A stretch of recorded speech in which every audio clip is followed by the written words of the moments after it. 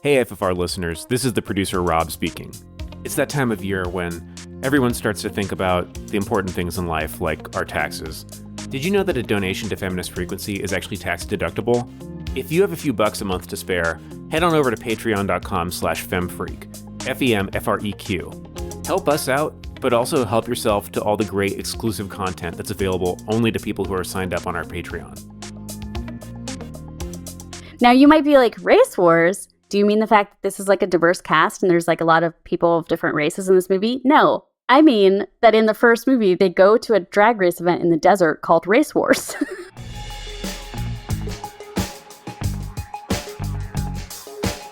Welcome to Feminist Frequency Radio presents Machos Fully Loaded.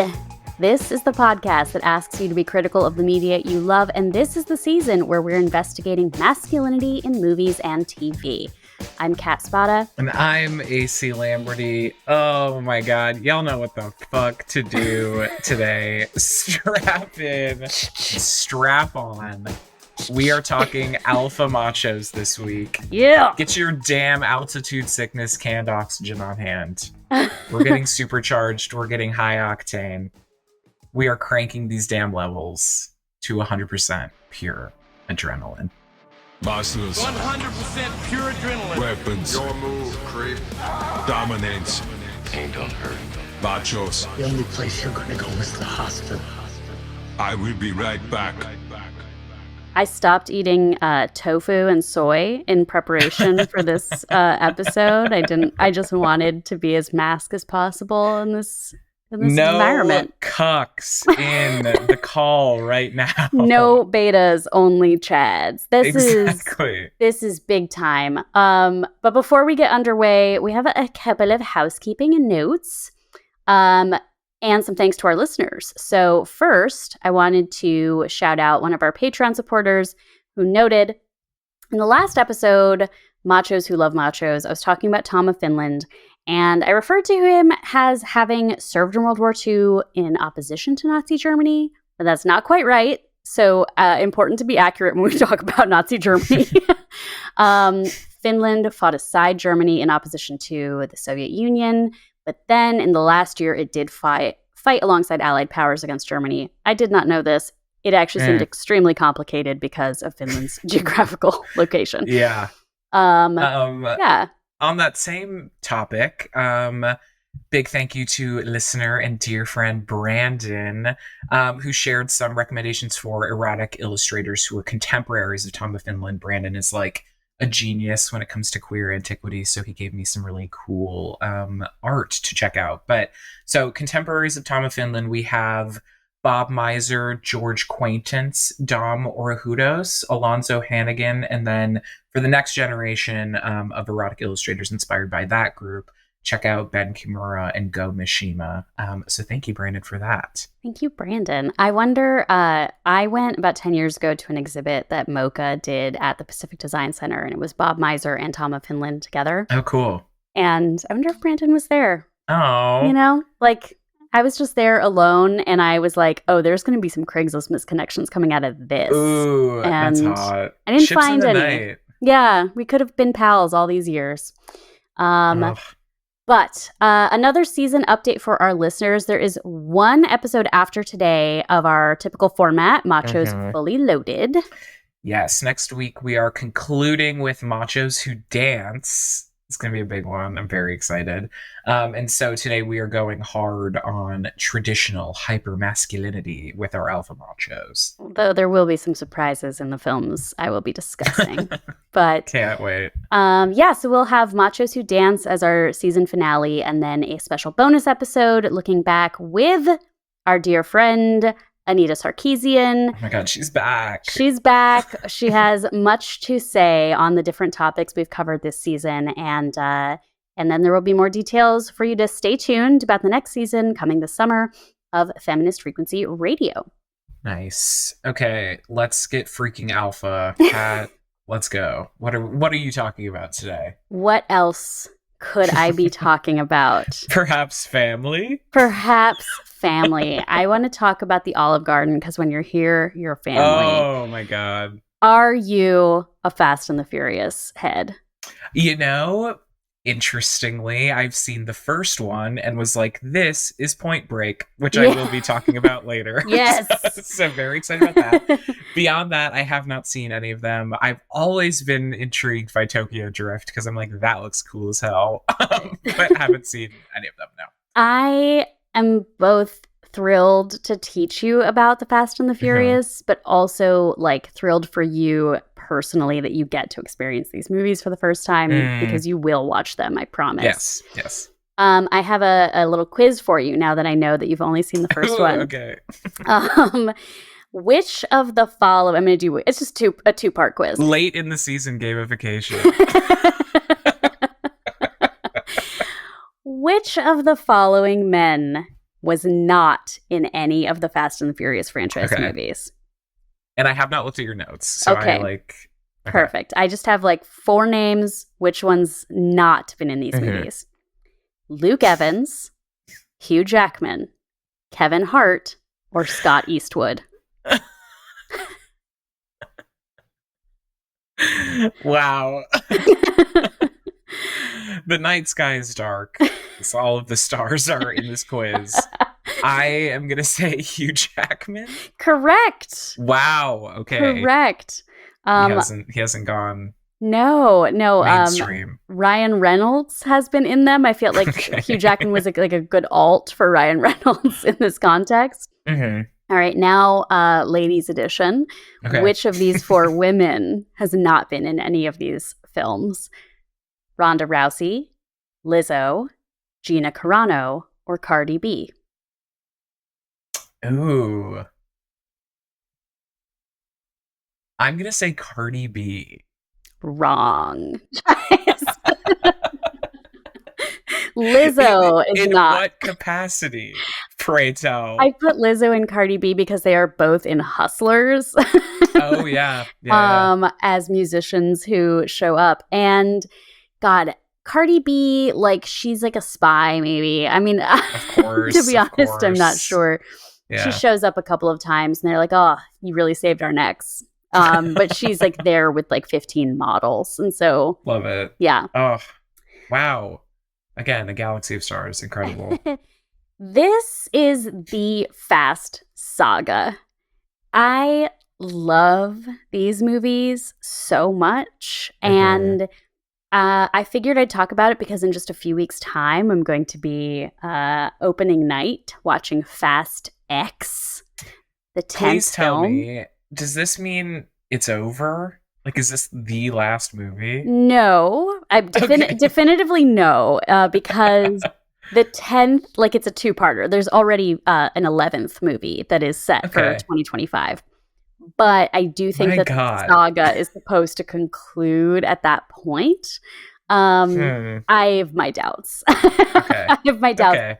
Even when I was researching, I was like, of course I know about the Fast Saga movies 1 through 10. Of course I know about the spin-off movie Fast and Furious Presents Hobbs and Shaw.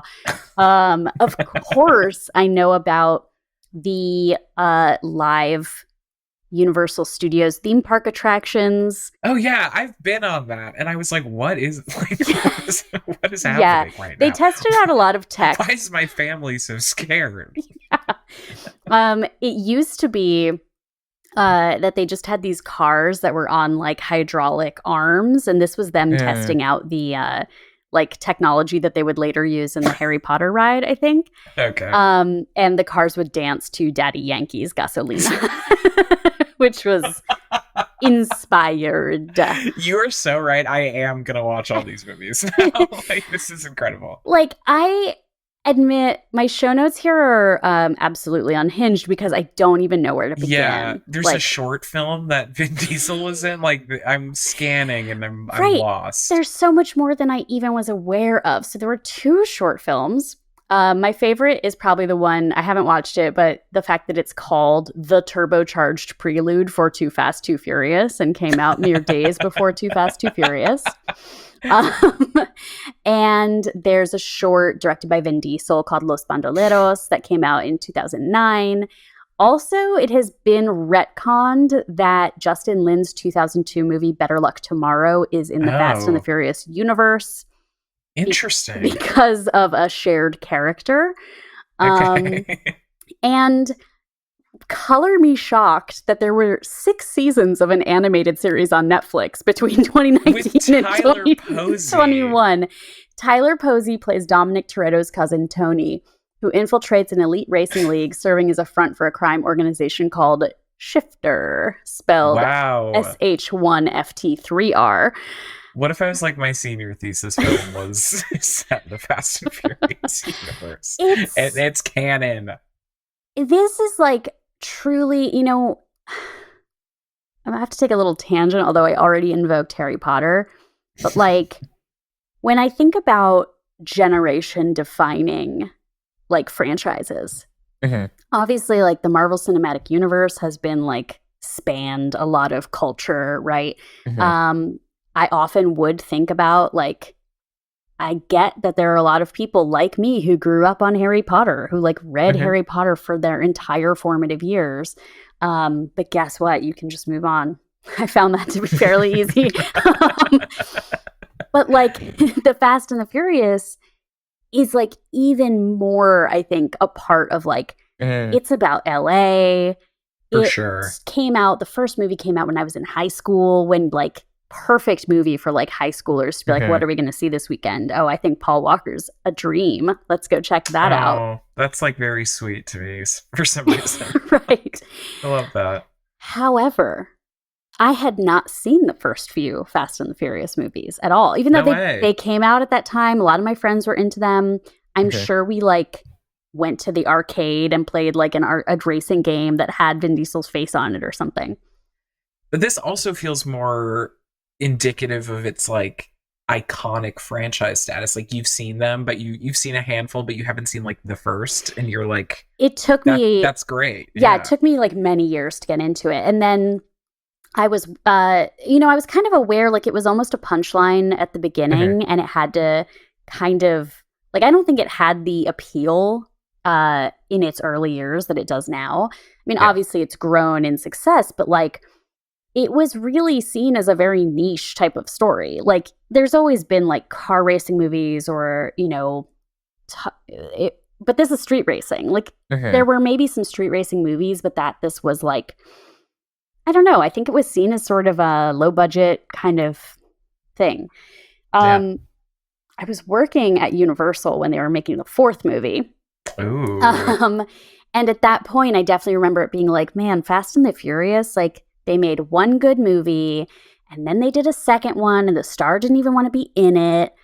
And then they did a third one, and like Too Fast, Too Furious, Tokyo Drift was like even a little punchline-y, because it was like, what kind of a name is that? And like, they just went to Tokyo, and it's like completely different characters. Like, what is this? And they just put LEDs on everything, and it's like, whoa, crazy. Yeah, it was like, why?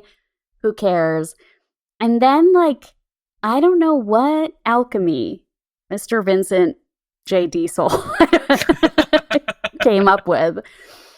But at this point, like in 2009, this 4th movie comes out, and they really kind of crystallized it into like, this is a saga. This is a soap opera with characters who the stakes are always the highest they've ever been, and anything can happen. So it's just like gotten more and more exciting. So by the time the Fate of the Furious came out, so this is the 8th movie, 2017. By that point, there had been a major event, which was that Paul Walker died. And the last movie that he appears in is the major event. Movie. Charlie Puth released a hit single for Fast and Furious. I'm telling you, when that song was everywhere. Do you remember that? I do. I mean, I honestly feel like that song was the entry point into this franchise.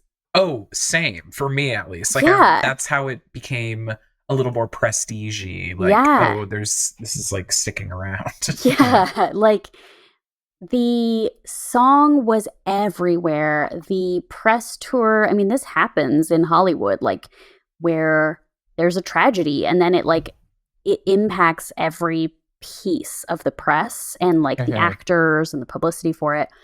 So by the time the 8th movie came out, I don't remember exactly how, but I had just like, I realized like, oh, I have now watched all of these movies. They've been on TV. I've sought them out. They get more and more extreme and fun. And the 8th movie is the first one I remember going to see in theaters. And I loved it. I just loved it. I remember thinking like, I've never seen cinema like this. Like, like truly in that vein of like, when we talk about like Macho, when we talk about like just the way that like, I think romance in a movie is supposed to make my heart flutter, but like action like this and muscly guys like having big brawls and cars is supposed to just make your belly like rumble or something. Yeah. No, it's like it's a sensual experience for sure. Totally. Like what is kind of a tangent a little. Yeah. What is the last kind of intense or like epic action movie-going experience you had? I mean, probably Dungeons and Dragons. We already talked about it. Yeah. But like, I really did have so much fun watching that. And it had like such big scale, but it didn't have like, I wasn't necessarily like pumping my fist and like hooting and hollering, which that's what I do love about like the movie theater experience. Like I definitely didn't have that when I went to see Quantumania. You know, I wasn't, even though it was like opening night with a room full of people, and it wasn't the sort of thing where it was like, yeah, we're all cheering, we're all like so along for this ride. I mean, honestly, it was probably like Megan. Yeah. True. Yeah. So this is really interesting because like it has become such a wild experience to see a Fast and the Furious movie. And I kind of wanted to just like, first I'm going to sell to you a little bit the overall storyline of this soap, because I feel like it's like once the snowball effect of all of these movies starts to catch up, and as we're getting into like 5, 6, 7, you're really like, holy shit, and then that person came back, and then this thing happened. Like that's when it really kind of gets to the point where like you have no choice but to be along for the ride with these people. And then there's a couple of themes that I want to talk to specifically about machismo and masculinity in this saga.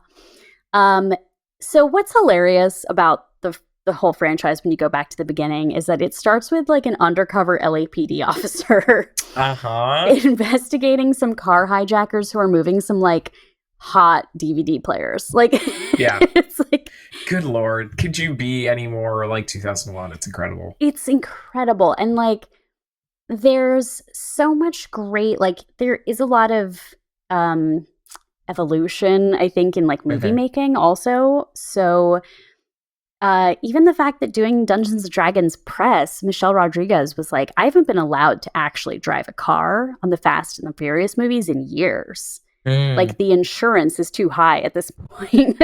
So she used to maybe actually be like driving until a stunt driver would come in. And in 2001, like the girls in the movie are the girls in the movie. They're like not really characters in any substantial way.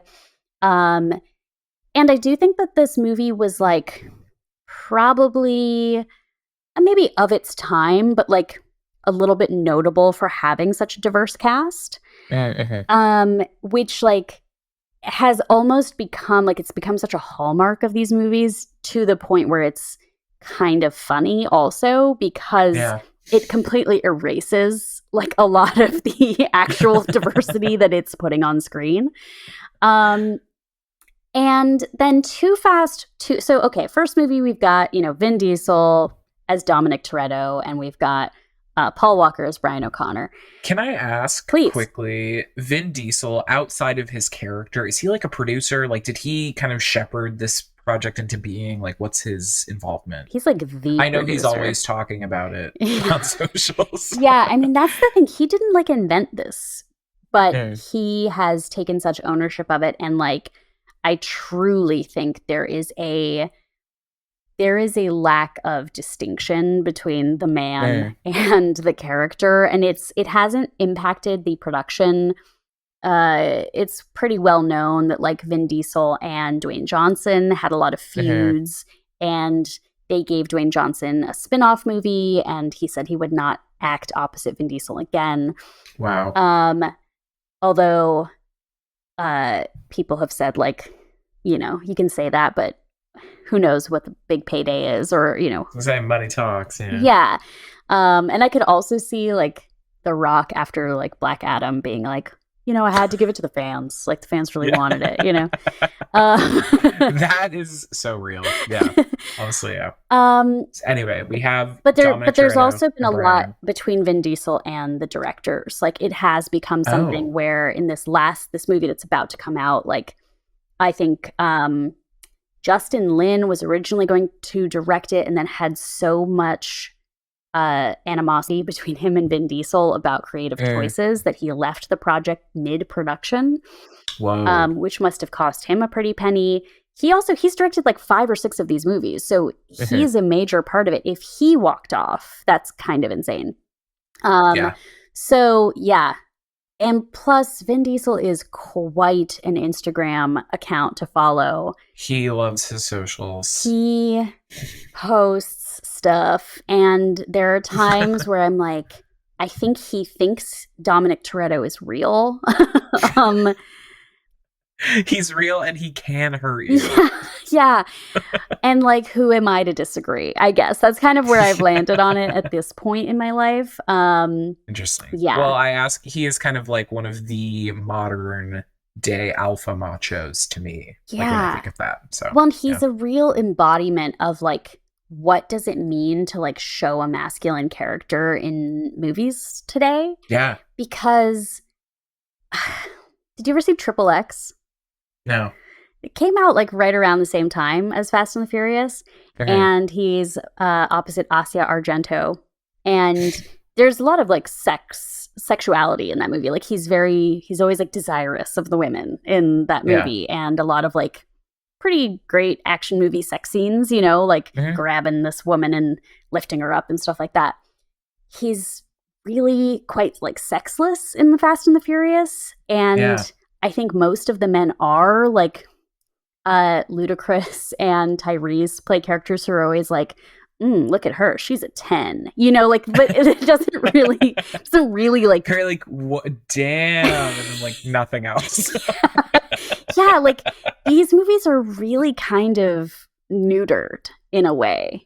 And that's, oh my God, Kat, this is so fascinating with what I'm going to be talking about. We're going to get into it. Okay, continue though. But like that's what makes these like really thinking about them as like high octane and like masculine. It's like, what is it about this? Like, is it aspirational? I don't think so. Like, Is it like a cultural thing? I think there's a thing, like there's some argument to be made about just like sexlessness in films in general, but you're right, it's interesting when it's such a masculine subject. Yeah, and like, or type of film.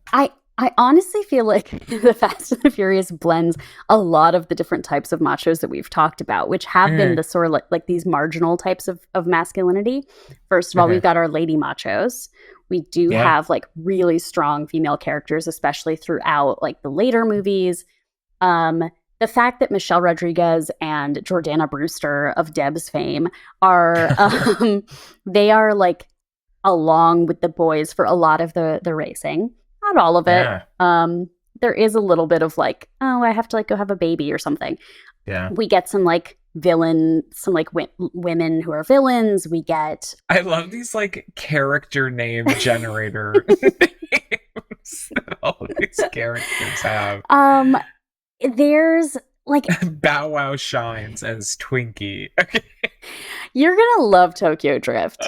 Bow Wow. I need to see. Bow Wow drives this. Like, look, do I know anything or care about cars? No. Bow Wow drives the sickest car I've ever seen in Tokyo Drift.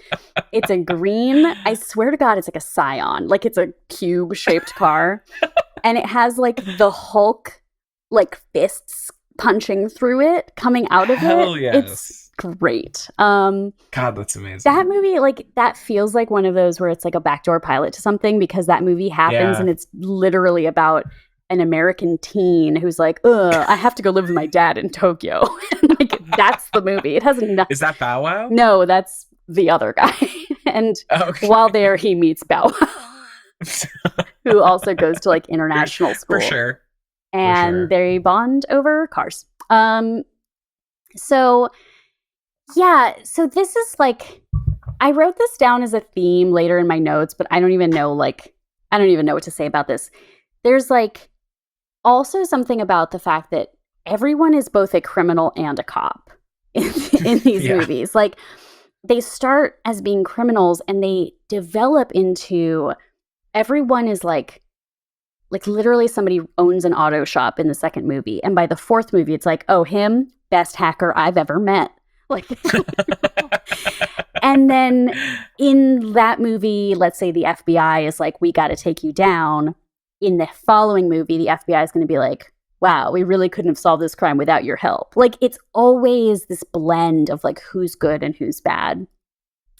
So the overarching, I mean, I guess starting with the first film, is that they even trying to articulate what I'm thinking right now feels crazy.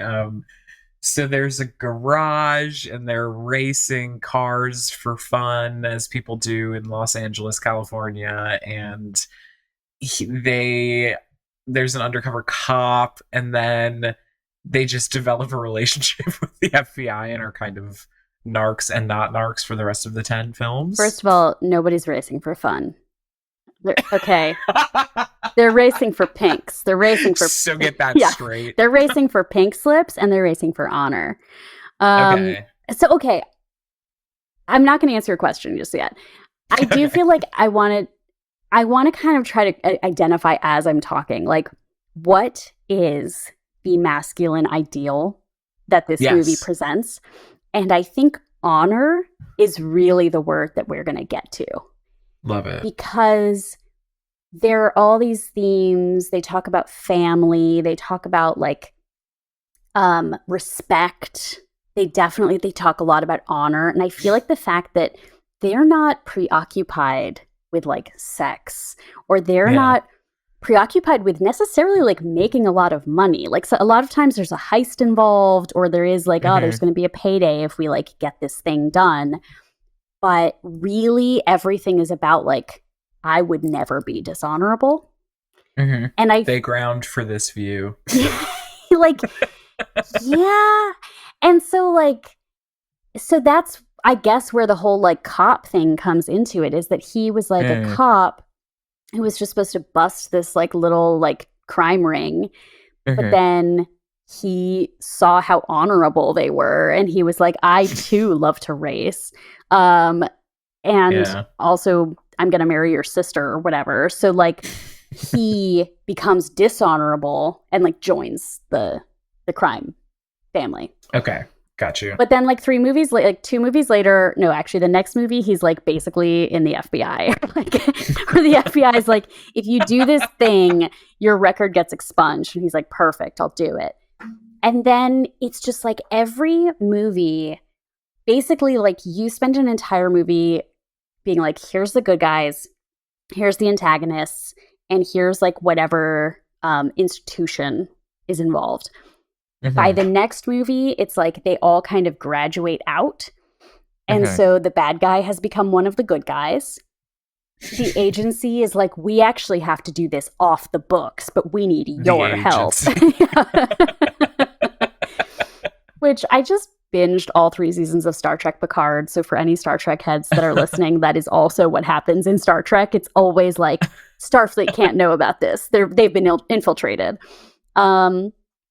And then what's also, I think, incredible, starting from the bottom, now we're here, is that the stakes, I mean, when they got to, like, we're in Brazil and we're going to, like, drag a safe off of a helicopter to get a kingpin dethroned, you thought it couldn't get more intense than that. I am telling you, like in the in the 9th movie, they go to outer space. Okay, minutes ago, I briefly glanced at your note, and I really was trying not to like burst out laughing. Okay, can I read this note out loud? Yeah. Are they superheroes? Roman and Ted, is it Tej? Tej wonder if they may be invincible, supported by the time they go to outer space in a car while wearing souped-up diving belts. What the fuck? Yeah. What the fuck? Yeah. Like, this is crazy. I have never seen a Bond movie that has knocked my socks off the way a Fast and the Furious movie has. It's a cartoon. Like, this is a cartoon. Yeah. And they basically are, I think, as like insane as any superhero movie. Like, just the fact that there are fights in some of the later movies. Like in the first movie, you think like somebody might die, you know? Mm-hmm. In like movie 7, it's like, oh, Vin Diesel can punch through several feet of cement and his hand will be okay to punch again. Like, but also what's been really interesting and like kind of recursive about this is not just Vin Diesel. I also think it's been responsible for like Dwayne Johnson's persona. Like, yeah, you know, he was already such a character as The Rock, and then he got into Hollywood and was like kind of doing all these different things. But his character in this universe is always like calling everybody, you know, it's like a PG version of like calling everyone a pussy, basically. But he's always like, oh, I'm so manly, and like I would never be as weak as you. And these men are always asserting to each other, like there's like a reverse Bechdel test, which is like every conversation two men have, which is pretty much every conversation in the movie is I am more masculine than you. Interesting. And it's so weird. And it's either because I'm more honorable or it's because like Roman and Tej, who are our comic relief, are like, oh, that girl over there, she said she'd give me her number. And it's like, oh, no, she said she'd give me her number. Like that, but it's still that kind of like banter. Or it's literally. But like desexualized, sexualized. Yeah. You know what I mean? That's so fascinating to me. It is so fascinating. And it also like, I just think it brings up, like, we know that the theme of these movies is about family. It is about the family you make, not necessarily the family you're from. Except that it's definitely about the family you're from. Like, everyone's related to everybody else in these movies also. And it makes for perfect casting opportunities. I am desperate to find out how Rita Moreno gets introduced in Fast 10, because she does play Vin Diesel's grandmother. That's incredible. So good. And then, like... All right, let's go here now, which is race wars. Now, you might be like, race wars? What do you mean? Do you mean the fact that this is like a diverse cast and there's like a lot of like people of different races in this movie? No, I mean that in the first movie, they go to a drag race event in the desert called Race Wars. That's amazing. It's like, that's so funny. Amazing. And never do they acknowledge, like, it's called Race Wars because you're racing cars. Like, yeah, it's like how that's the joke. Like, there is never like, oh, those white boys think they can race, but we'll show them. Like, they never say it out loud. It's always just happening. And I think it's incredible that there is a real life drag racing event called Race Wars that is named after the scene from the first movie. That's so sick. We should go. We should definitely go. There's also the actual driving scenes, I think, bring sexuality into the movie more like explicitly than anything else, because there's always scantily clad women. There's a lot of loving shots, cinematography of women's butts. But again, like, they never go there to like pick up girls. They're just there. And there's like, ooh, look at all these women like rubbing their butts on this car. And then they drive have more the car. Important things to focus on. Yeah. And it's always driving really fast, grinding. And like honor. Pick a locale, they have found like the race element. They're like, oh, we're in the Siberian tundra. Okay, here's where we'll race cars. Like,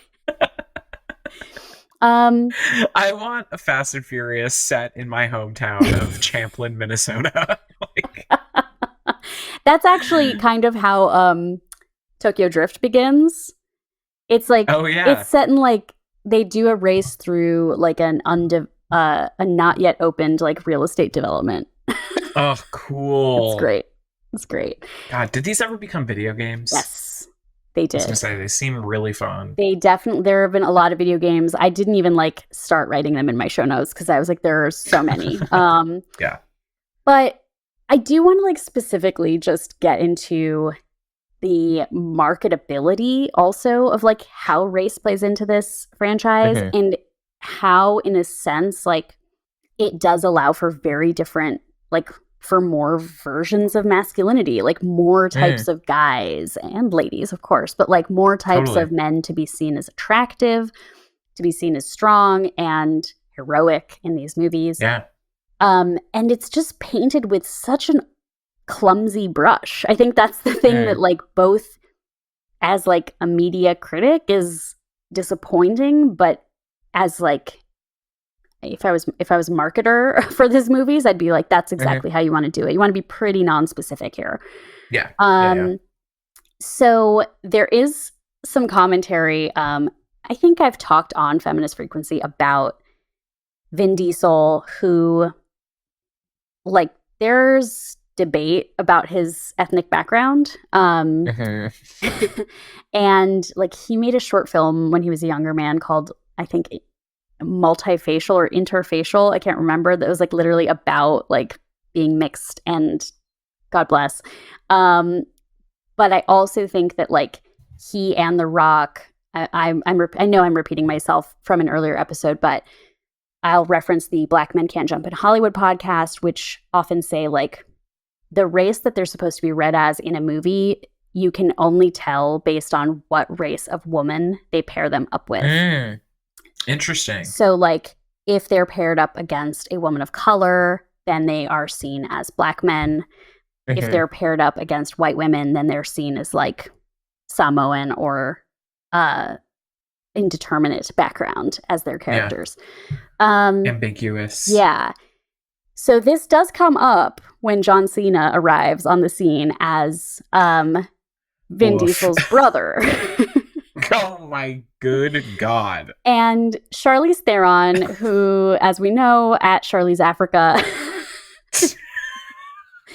her introduction to the franchise, she has long blonde dreadlocks. Please, cat. But one film later, when she has a sensible bowl cut, she says... Oh, I remember that. See, I remember that from the trailers. Oh, yeah. Like, truly play that back. No. Like, what is happening? She was like, what about Till Tuesday, but like a little less alt? She says to John Cena, quote, "I knew you Torettos had mixed bloodlines, but I never expected a Nordic trait." Girl. And it's like... That's the most, I think, explicit that they've actually put in the Ever writing. Been about race. And there's a lot of like, in Hobbs and Shaw, we do get to go to Samoa and see Dwayne "The Rock" Johnson's extended family. I was rereading the description of that movie, and it's great because it's like, in order to escape from the like Cyberdyne systems or whatever, he has to go meet up with his estranged brother in Samoa, who's a skilled mechanic. That's like the exact plot of Kung Fu Panda 3. The Jack Black of it all. When he goes to his panda like family in the hills or whatever. Okay. Anyway. By the way, at the end of that movie, Idris Elba is assimilated by the Borg. He like literally turns into a cyborg at the end of the movie, and like they're just like, well, see you next time.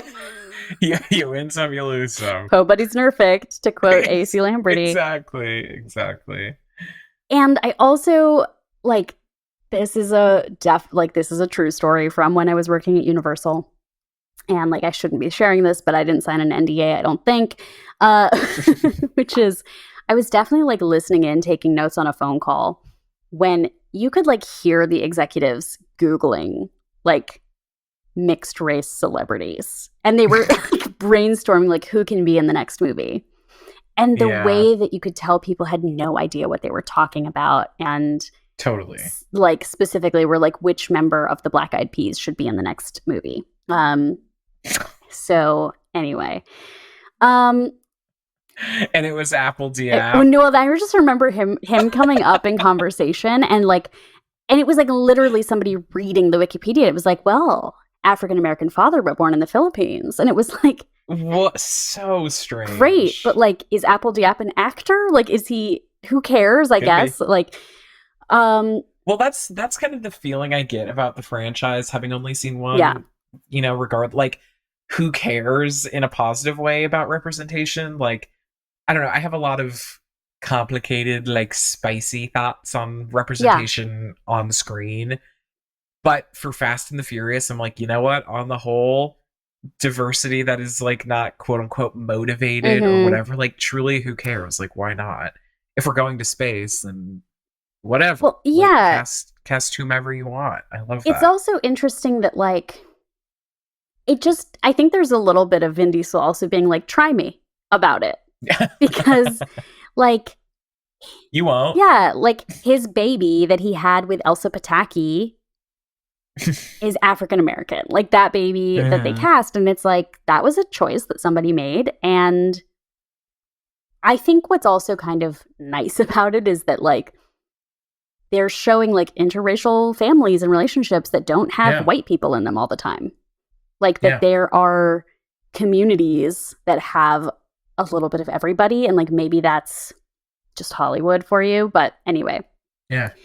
It really is just like maximizing literal just like on-screen exposure. Yeah. Which I think works. Yeah. For the frame. Like, why not? Truly. And then finally, I already said, like, I don't know about the car stuff. When I'm watching these, I'm watching them like they're a Bond movie where it's just like, wow, these gadgets. Wow, this tech is so crazy.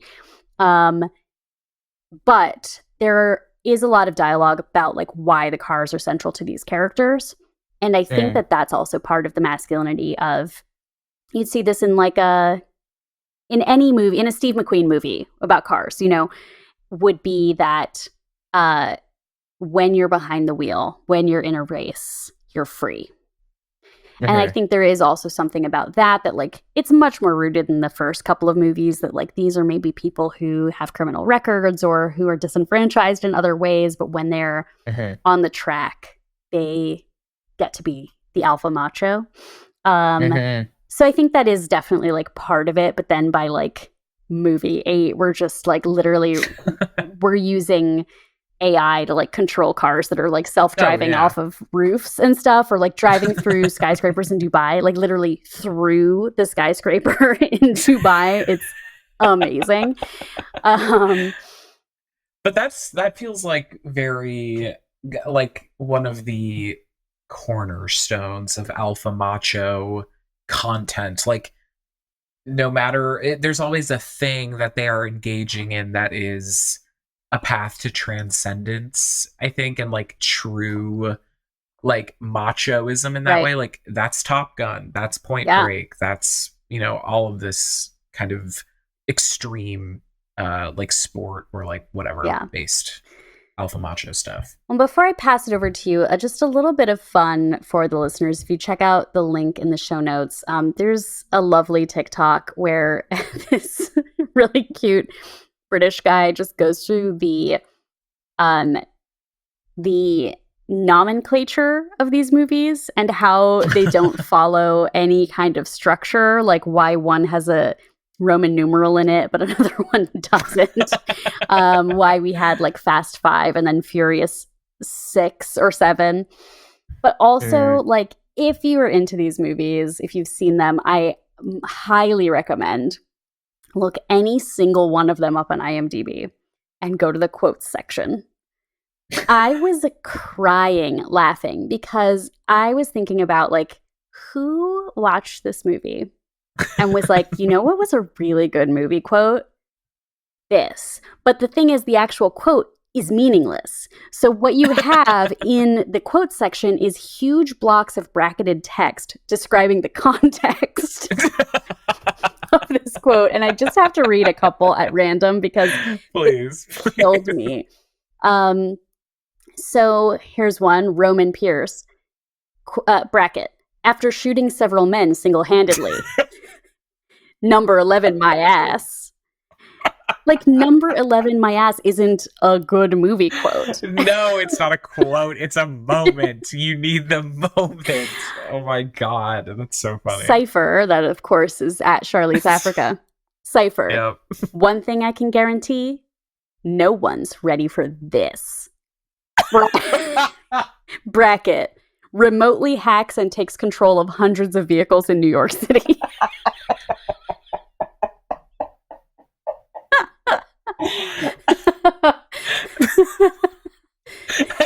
Literally crying. They're right now. all like this. Like, literally, every quote is literally somebody being like, take the wheel. And then bracket, Hobbs drifts torpedo into a convoy of trucks with his bare hands. So, like, they're not quotes so much as they are, like, stage direction. No, someone is just re-scripting the movie. Like, what the fuck? Oh my God. Like, oh my God. I had the best time going through these movies and just reading. Remotely hacked. Can you read the Charlize one again? Yeah. Y'all mind if I remotely hacks millions of cars? What was One thing I can guarantee. No one's ready for this. Remotely hacks and takes control of hundreds of vehicles in New York City. They were right. I wasn't ready for it. I mean... One more. Bracket. Roman's Lamborghini slides on ice. Tej. What's the matter, Roman? Forgot the snow tires? Like, I promise that just in that scene, that is not a line that anyone's like, oh. This just proves that these are badly written. Yeah, because it doesn't matter. And that's fine. And it's even good. I can't. God, that's very... Okay, sorry. Here's the last one. Because this is truly one of the great scenes of cinema. The bracket is 3 lines long. Then the quote begins with another bracket. And then the line. Okay, bracket. Deckard and his brother Owen are rescuing Dom's child in the midst of a highly violent gunfight aboard Cypher's plane. The little boy is wearing noise-canceling headphones playing Alvin and the Chipmunks. Deckard leans down to check on him. Deckard, playfully. Where's that smile? There it is.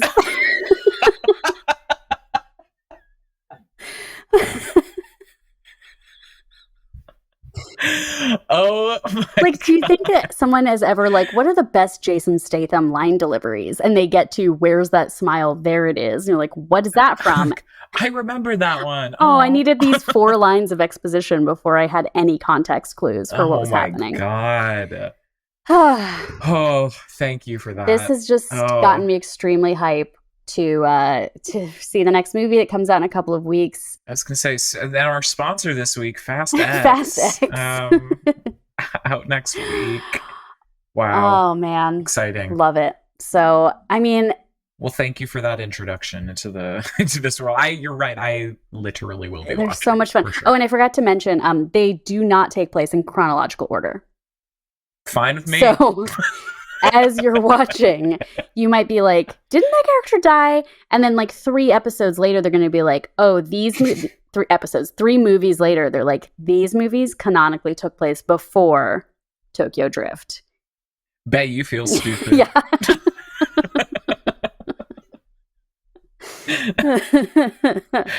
Well, I love this choice from you, and I'm particularly excited to talk about it in conversation with the guy and the films that I am bringing today, just because I do think there's a lot to say about action alpha machos of the past and what we have now in Marvel and Fast and Furious and all that. I would like to spend some time on Keanu Reeves today. Keanu Reeves is heavy mythology in my home and life. My best friend, who's also my roommate, and I have this kind of lore that's like, when you are at your rock bottom, when you're at your lowest, Keanu Reeves will be there for you. He will pick you up and he will dust you off, and he will shepherd in some kind of revelation that will like change your life, which has happened to both of us. We have both gone through like intense periods of Keanu Reeves binging during dark times in our life that have become transformative. He is like a saint for us. We have a bunch of art of him in our bathroom. So he's very important to me, and I wanted to talk about him as an alpha macho because I think in some ways he's kind of like atypical as an alpha macho. I mean, just from the fact alone that like men of Asian heritage have been like desexualized in American and Western culture, and he has been like used as a sort of on the bubble like person of color in this a similar way as like this legacy we just talked about. Absolutely, for sure.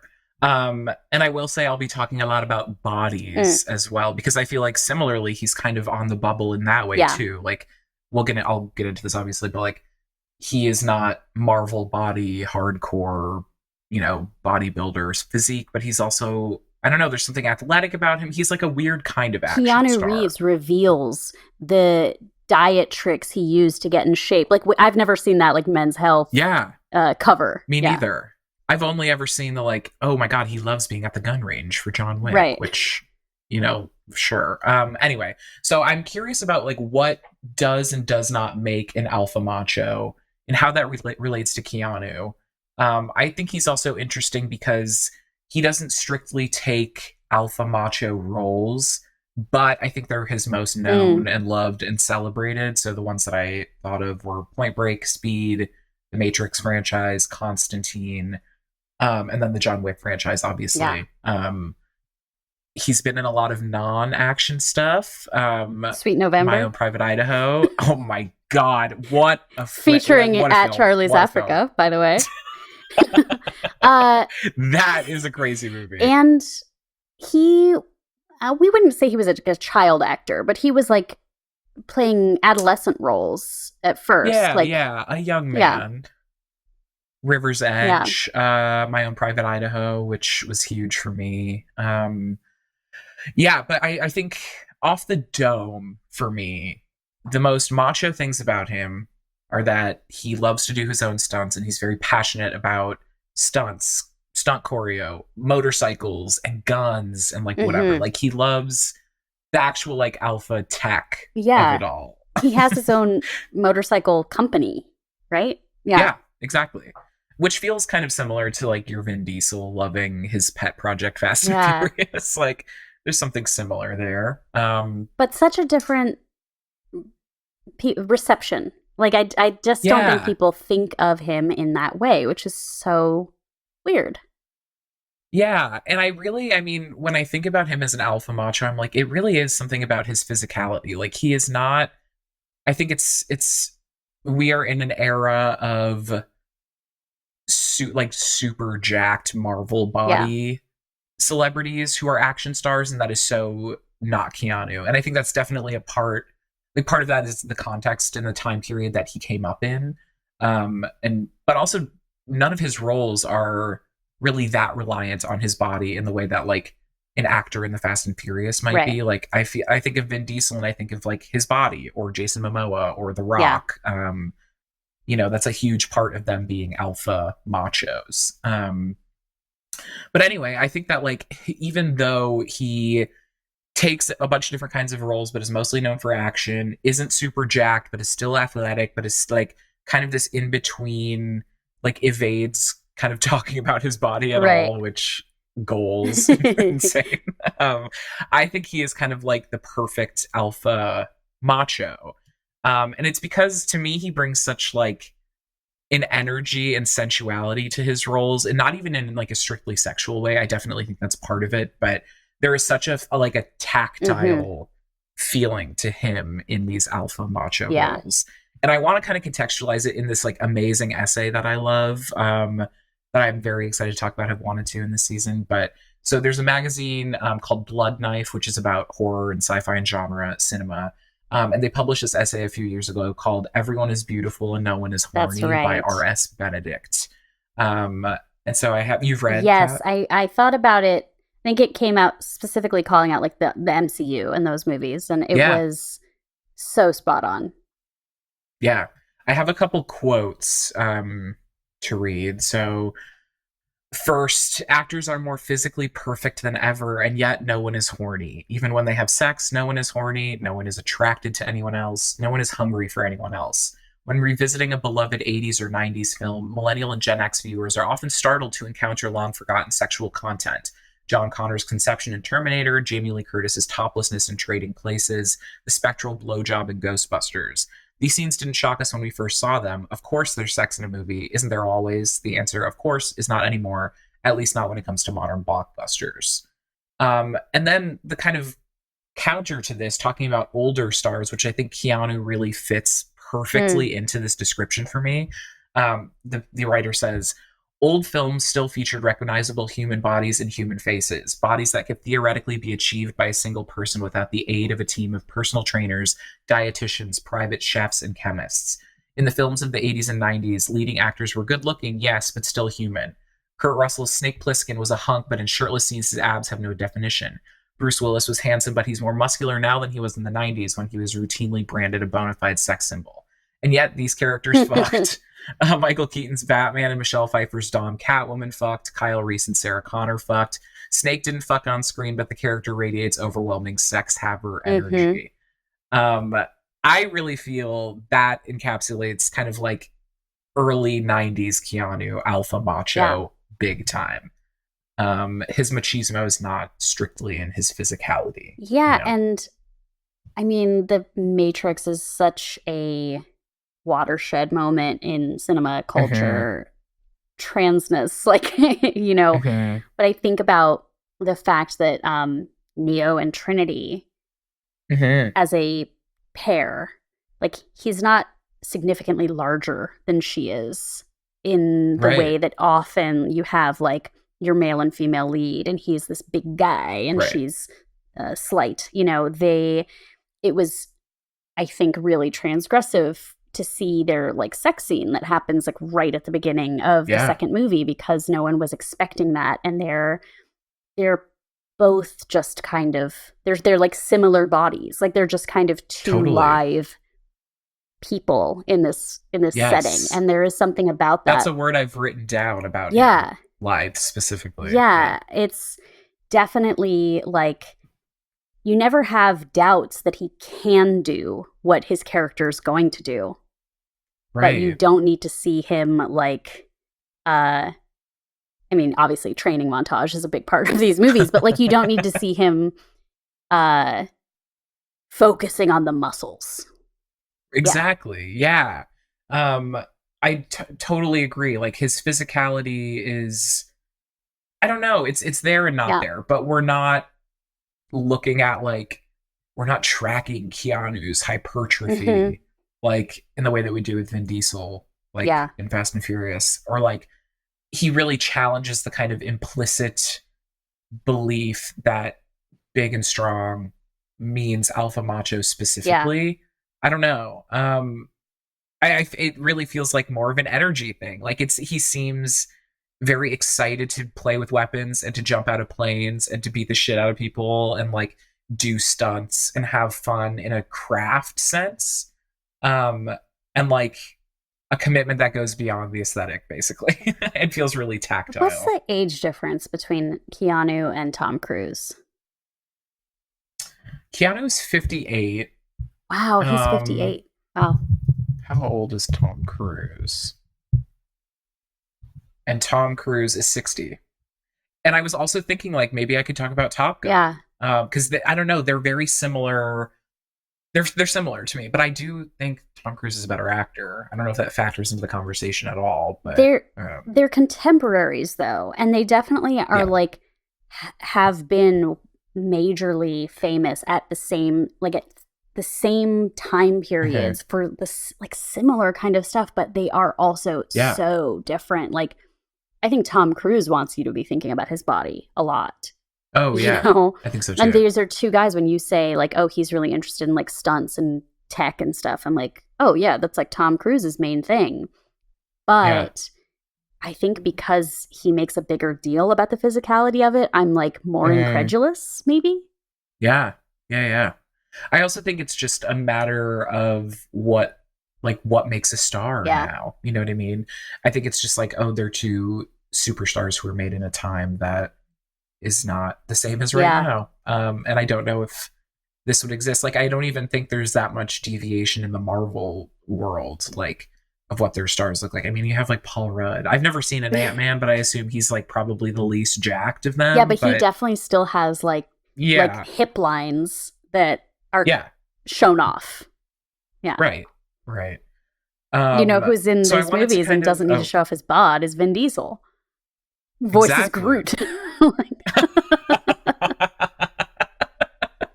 Opposite Bradley Cooper as the raccoon. Oh. Yeah. Also somebody who probably doesn't want you to think about his body, to be honest. Not me. Too bad. So I wanted to take a look at both Point Break, 1991's Point Break, directed by Catherine Bigelow, one of my favorite films ever of all time. It's the text. If you're listening to Feminist Frequency Radio, like, I know that Anita and Ebony and Carolyn have done an episode about Point Break. We'll link it in the show notes in case you're new to this show. But, like, it is... I don't know how you can talk about Hollywood without talking about Point Break. Oh my God. It's everything. It's kind of Keanu's first kind of action-y role. I was looking at his filmography, and before this, I think his biggest thing was Bill and Ted. So this was his first action, high-octane, hardcore role. But I wanted to kind of compare Point Break with John Wick from 2014, which is about 15 years later, right? No, more than 15 years later. What am I talking about? But I haven't seen the John Wick movies, and I know I'm going to love them. I just haven't yet. Oh, yeah. But they were directed by, like, Matrix stunt people. Is that how that kind of all started? Yes, the director of all of the John Wicks was the stunt double for Keanu on The Matrix, and was also a stunt coordinator. Cool.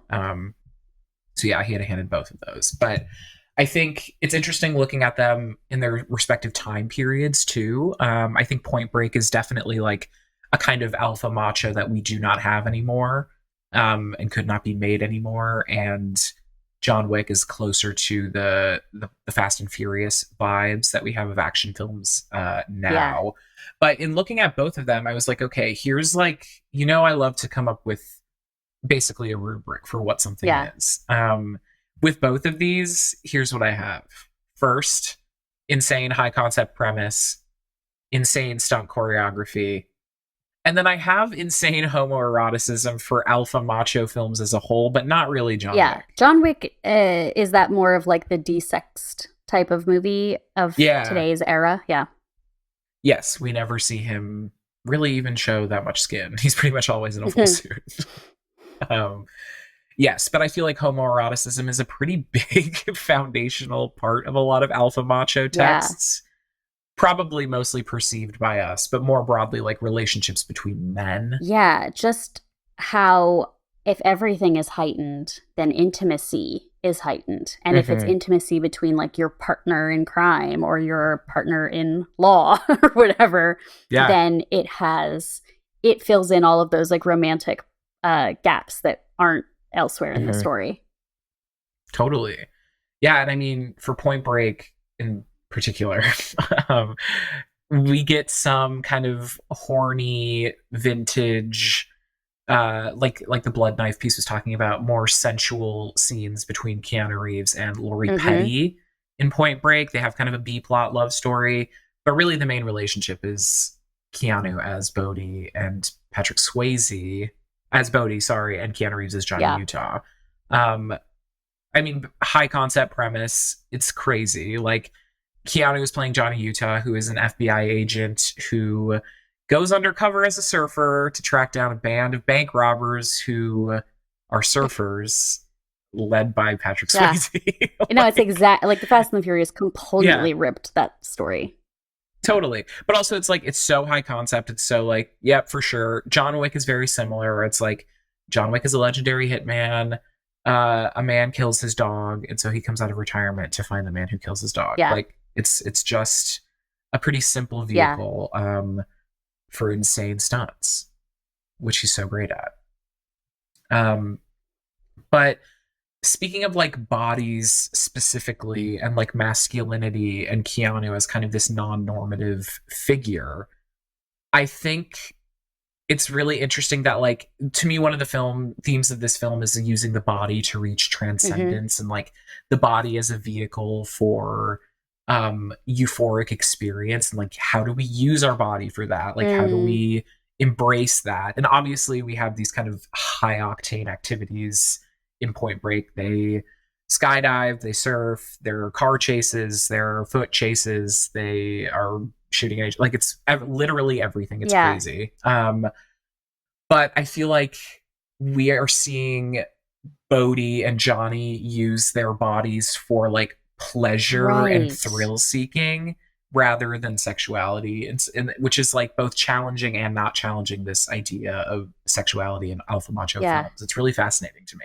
because it is sexual in a lot of ways. Like, it is like, I don't know, it's a rush. Like, it's very sensual. And they're all, I mean, all of these kinds of these are things, you see in Tom Cruise movies, you see in James Bond movies too, but like, they're all these fleeting, orgasmic kind of experiences. Like, you have a 10-second car race, you have a skydive, you have like catching a wave. Like, these are all things that just are ephemeral.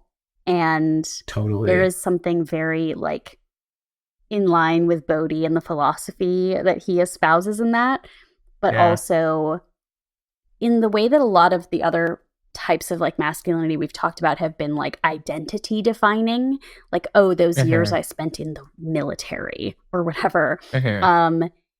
This is like kind of like what you can catch when you can catch it. Totally. Yeah. Oh my God, absolutely. And with Point Break in particular,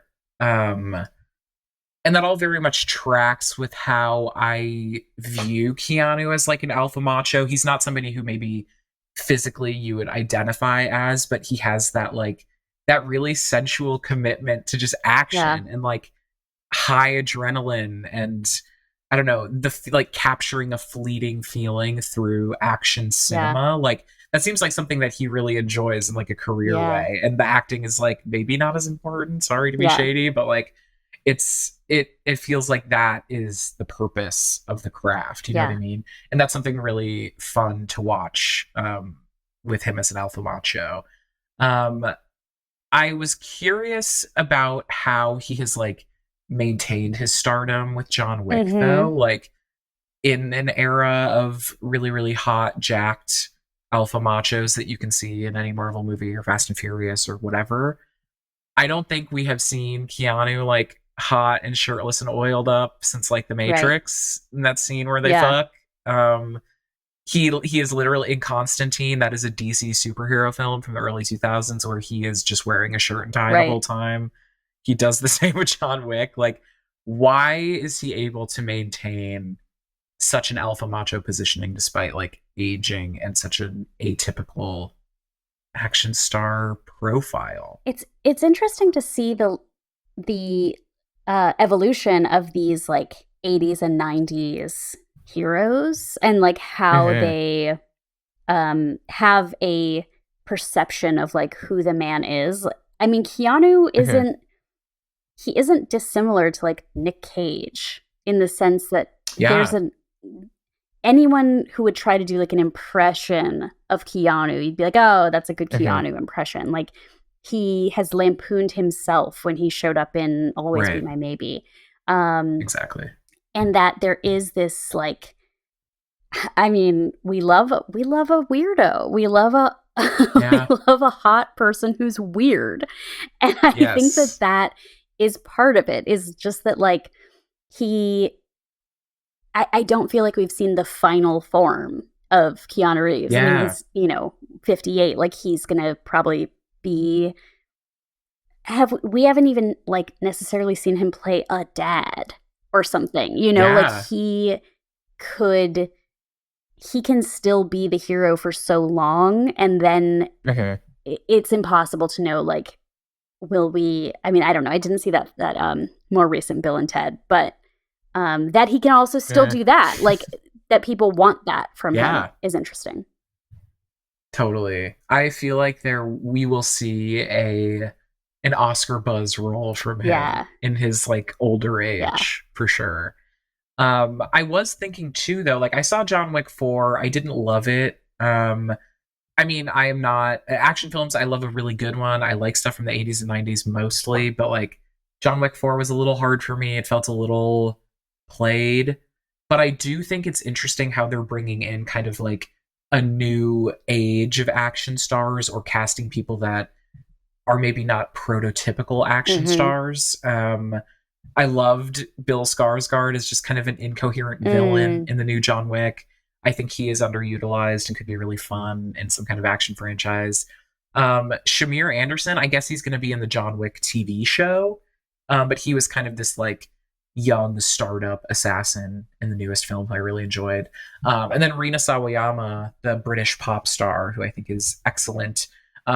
She was kind of in like the Bond girl, like Wick girl role in this one. She was fucking awesome. Would love to see her in more action stuff. But I'm curious if we have a kind of Keanu Reeves type now, who's like young and working now in the same way. And I'm not sure if we do. Certainly not a Marvel person off the top of my head. No, I mean, just because this guy randomly was in a couple of movies I just watched, I remembered thinking that this was maybe going to happen for Dane DeHaan. Yes. Because he had like this strangeness in all of his performances. Yeah. And he did a superhero movie, but he was like... That's a really interesting one. And then I don't know what happened to him, but yeah. That's a really cool comp, because he had his Spider-Man moment. For sure. Interesting. Well, if anybody missed our Cyberpunk Summer episode where we talked about Johnny Mnemonic, definitely check that out. It is... I'm going to have to listen to that. It's quite a Keanu... it's my favorite Keanu Reeves stars opposite a psychic dolphin movie. That's incredible. I have a couple little Point Break fun facts to end on, just because this movie is incredible. The movie that keeps on giving. I always am interested in who is maybe going to be cast as somebody who doesn't ultimately get the role. And especially for Keanu, I was curious, like, because he's not kind of that, he wasn't the action boy at the time. So at this time, late 80s, early 90s, he was mostly known for Bill and Ted. Apparently, Johnny Depp was in consideration for Point Break. Let's see, along with a who's who of that era, including Matthew Broderick, Willem Dafoe, who was 35 at the time. I honestly would love to see Willem Dafoe could make Point Break now. Yes, he could, and it would be amazing. Val Kilmer, obviously, and Charlie Sheen. But Catherine Bigelow insisted on Keanu Reeves, and we thank her for it. Okay, but is Keanu Reeves the Catherine Bigelow man in the same way that there is a James Cameron woman? Ooh, there's something. There's something there. I mean, I don't know. Or is it Swayze? Oh, it's Swayze because of the sort of artisticness of him. Yeah. Yes. The intellectualism. Yeah, for sure. Because that's more like Ray Fiennes in Strange Days. Yeah. Oh yeah, totally. And then on Patrick, our bae. By the way, I mentioned this before this recording to you, but saying it on the pod in case anybody has thoughts. I saw Ghost for the first time, and I did not like it, but he was so good in it.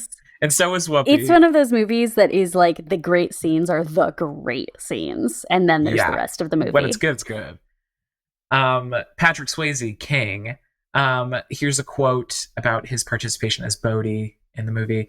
Patrick Swayze, who participated in skydiving as a hobby, was told to stop for insurance purposes once production began, Producers coaxed him into the agreement with the promise of letting the star do the actual skydive on screen. And he did about like 55 jumps, as they called them, for the movie. He's crazy. Yeah. Wacky. And then I guess unrelated fun fact, when I watched Ghost, I was like, he and Whoopi seem like besties. Yeah. And they were besties. Which I love to hear. I get it. I totally get it. I feel like they both maybe had a little bit of like, I'm inside Hollywood, but I'm definitely outside Hollywood. Yeah. Yeah. Oh, man. See, even Keanu's segment is not safe from Patrick Swayze hijacking it. Shouldn't be. All the way. It shouldn't be. Anyway, go watch Point Break. It is the perfect going into summer movie. It's the best. One word to say. We will be right back to share this season's version of the Freak Out Macho of the Week. Hey, FFR listeners. Are you signed up to our Patreon yet? If you're not, you're missing out on special content made exclusively for our patrons. And if you're not a patron, that means that you're not helping me get paid. And if you're not helping me get paid, that means my good little dog Griffin isn't getting the good treats. Head on over to patreon.com/femfreak. That's FEMFREQ. Become a patron to get great content and also to make sure my dog Griffin gets the good treats. Oh, and you get the good treats as well, which in your case would be quality discussions about media.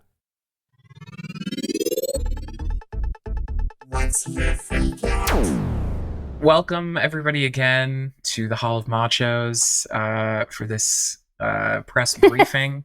I am Hall of Machos press secretary, AC Lamberty. You know my style.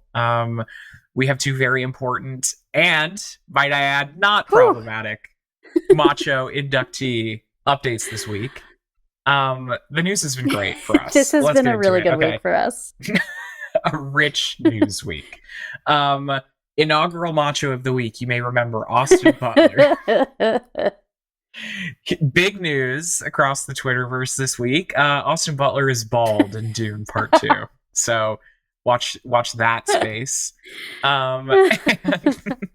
Any thoughts on that, Kat, before I move on? I do think this is actually great for his career. I do too. It's gonna be crazy. Really great to follow up this ridiculous Elvis moment with like being a real weirdo in Dune. Yep. Do I smell a Golden Globe nomination? I may. I may. Our second piece of news, our most recent Macho of the Week, Coleman Domingo, we found Kat sent me a simply joyful voice note about this. Coleman Domingo is in the upcoming Transformers Rise of the Beasts as Unicron. Stop it. Unicron. And for those not familiar with Unicron, can't relate, I was. That is a character that Orson Welles once voiced in the 1986 film, The Transformers, the movie. Thank you so much, everybody, for attending this briefing. I will not be allowing any further comment. Now it's time to talk about the Macho that's been thrilling us, moving us, upsetting us, or infuriating us this past week. Kat, look, we're about to be in a feud, but I have to ask a follow-up question. Please. Is Unicron a unicorn? Is it like a Halsey, whose real name is Ashley situation? I don't think so, which is disappointing. Very upsetting to me, because I believe when I sent you this news, I only saw that it was like Coleman Domingo voices this role, like as if like, oh, gotta click, gotta see what role. You'll never believe which role. Oh shit, it's Unicron. Somehow I can believe that. Oh, that's truly the best thing that's ever happened to me. So AC and I are in a fight because, unfortunately, we just don't see eye to eye on Glenn Powell. And initially, you were like, can we talk about Glenn Powell? And I was like, I don't think we can have Austin Butler and Glenn Powell both in the Macho of the Week Hall of Fame. You're right. I did love the tweet that said, Glenn Powell looks like a capybara who made a wish to be turned into a human. It's perfectly accurate. Or that picture, well, I think it was quote tweeted. That was me next in line at the dispensary trying to act normal. And like, I don't have a problem with Glenn Powell. Like, I dig him when he shows up and stuff. He's another Scott Eastwood to me, you know. Whew, I don't know if I agree on that. Listen, okay, I pitched him for this week because he is thrilling and maybe even upsetting and infuriating us. And we haven't had anybody that we don't That's like. True. That's true. All of this rom-com drama news with Sydney Sweeney, I'm fucking loving it. Ooh, I'm eating it up. Ooh, yum, it's so good. I'm so happy about it. It's so fun. And I do think, I hate to say this, I think he is going to be a gigantic star. Like, I think he is a movie star. Sure. That's fine with me. That's fine. Like, I'm fine with that. And you must love him. You know, for me, the jury's still out. And that is why I did decide to make a unilateral decision, but luckily was backed up by my pal AC that this week, the Macho of the Week is none other than normie guy Ronald S. Gladden. Hell yes. Where? If you're on the internet, you've heard about Jury Duty, the Amazon Freevee show that recently aired. Freevee's popping Apparently, yeah, Freevee was had the Tegan and Sarah show, High School. Yeah, it's quite good. This is Joe Schmo for a new era. So they put out a casting call and said, "Hey, anybody who is interested in being in like a film about the juror process," and they cast this guy, Ronald Gladden, to be the only non-actor in a show that spent 3 weeks doing a very bonkers trial because it was completely made up. All these writers every day saying this is what the defense is going to present tomorrow and it's going to be ridiculous. And how is the jury supposed to react? Everyone from the judge to the bailiff to the other jurors are all actors except for this one guy. And what makes it work is that he's lovely. And he is. It's so delightful. Yeah, I mean, look, for those of you who are like, but is he a macho? But is he hunky? What's the deal? Like, he's 6'6". He has a corgi named Meatball. I feel like that is all good stuff. But machos who are so normal and nice. He's so sweet. I mean, I will say, like, I'm putting him in here. I've never been more confident that somebody is being set up for failure than Ronald S. Gladden. Like, look, we've been through Ken Bone. We've been through Milkshake Duck. We know how this goes. But he is given many opportunities to react to the absurd scenarios in this show, from James Marsden playing a heightened version of an actor in this series, to like a character who's playing one of the jurors who's supposed to be so strange that it makes him really uncomfortable. And at no point is he ever like rude to the guy or dismissive. He like is just very much like, oh, you know, he took a shot. He's interesting. He's very creative. Like, he's just really gentle and lovely to everybody in the show. And by the end of these 6 episodes or something, you're just like so charmed by this lovely guy. Yeah. So it's like, I do have some faith, you know. But like, I'm still not sure how I feel about the entire process. I just think that like, it's going to be weird for this guy, even if like he doesn't do some terrible, horrible thing, but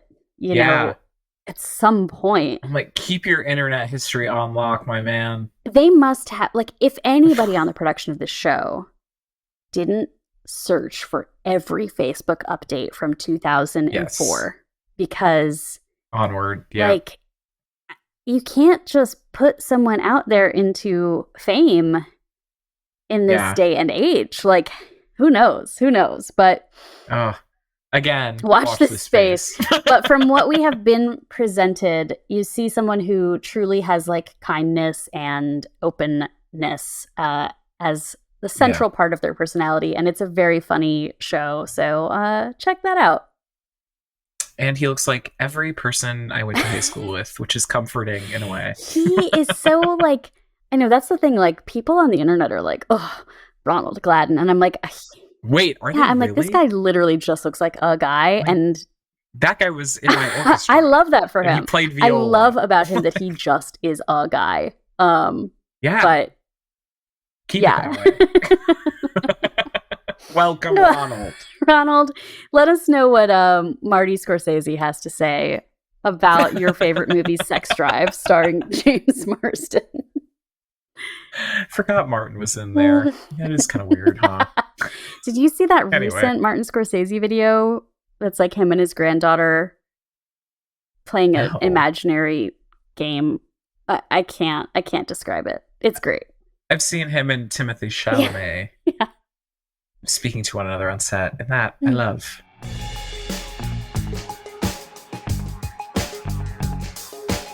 That has been our show for today. Thank you for joining us for this season of Feminist Frequency Radio presents Machos Fully Loaded. I am AC Lamberty. You can follow me on Instagram and Letterboxd at AC Lamberty.